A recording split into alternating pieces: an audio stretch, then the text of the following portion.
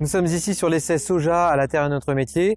Donc pour vous montrer les travaux des adhérents depuis ces 2 dernières années. Nous avons commencé le soja en 2019 en bio avec un intérêt d'un point de vue rotationnel où on a intégré le soja 3 ans après la prairie. Comme c'est une légumineuse, il n'y a pas besoin de fertilisation, ça casse les cycles.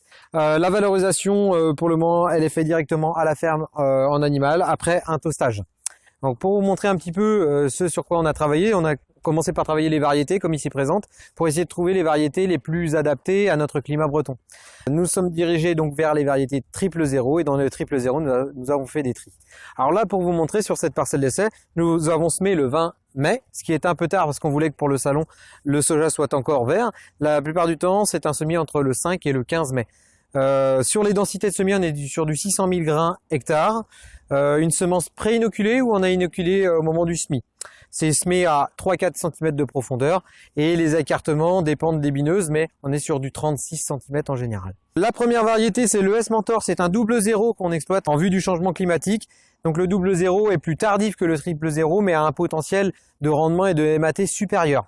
Donc vous voyez que là, à l'heure actuelle, nous sommes au 22 septembre. Et pour du double zéro, on est presque à la maturité de récolte.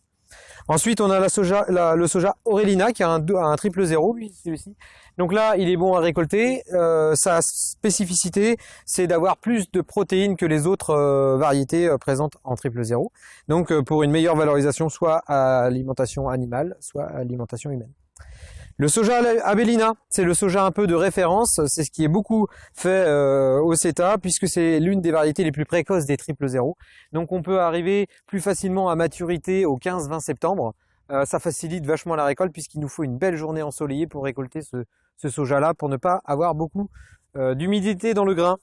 Ensuite, nous avons le soja Abaca, c'est la nouveauté de cette année. L'on teste, pour l'instant, nous n'avons pas beaucoup de données, mais elle s'approcherait beaucoup de la variété Abellina. L'un des points importants sur l'itinéraire technique du soja, c'est bien l'inoculation. L'inoculation permet le développement des nodosités ici présentes sur ces racines, qui vont permettre de capter l'azote de l'air pour enrichir la plante. Et donc, je laisse la parole à Antoine pour vous raconter comment il cultive cette culture de soja depuis ces 2 dernières années. Donc Antoine, je suis installé à Châteaubourg depuis 2001, en bio depuis 1997 pour la structure, également adhérent au CETA depuis 2003. Donc l'essentiel de la production est laitière sur la ferme, environ 430 000 litres de lait pour 2 GTH. La structure en surface fait 128 hectares et donc les cultures présentes sur la ferme, ce sont des prairies, du maïs, du blé, du quinoa, du soja, du métail, de l'orge de printemps et éventuellement du lupin certaines années. L'idée de faire du soja, c'était plus de comparer par rapport au lupin. C'est une culture installée plus tard et donc qui a un intérêt pour produire des protéines pour les vaches. Et qui pourrait remplacer le lupin où on a des soucis d'implantation. On est sur des implantations au début printemps et les années trop humides au printemps, on a du mal à implanter dans de bonnes conditions. Et c'est aussi une légumineuse. Donc sa place dans la rotation, c'est en général la rotation type, c'est prairie, après maïs, blé, et ensuite une culture soja ou lupin ou quinoa. Et après, on a un métail ou une céréale type avoine. Le soja a été implanté après une culture de colza fourragé qui suivait le blé. Donc on a détruit le colza après récolte vers le 15 mars. Ensuite, il y a eu un labour début avril, et une préparation du sol pour faire un faux semis. Et on a repris les terres pour le semis vers le 15-20 mai. Donc le semis a été réalisé en interrond de 36 cm avec un semoir à blé. Et ensuite, on a pu désherber soit en RC trille ou rotative, et puis binage pour terminer le désherbage en fait.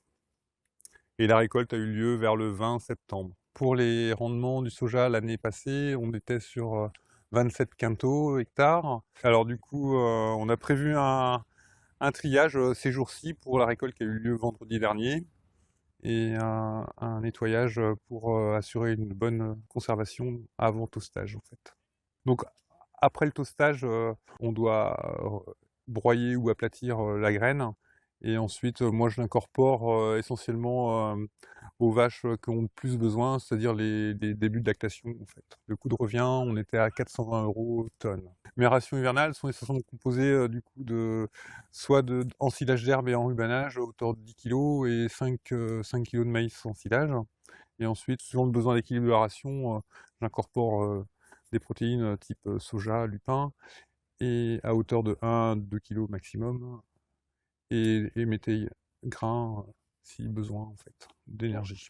L'objectif c'est entre 20 et 22 kg par vache, pour maintenir les vaches à un bon état d'engraissement durant tout l'hiver en fait, qu'elles valorisent bien l'herbe au printemps à la mise à l'herbe.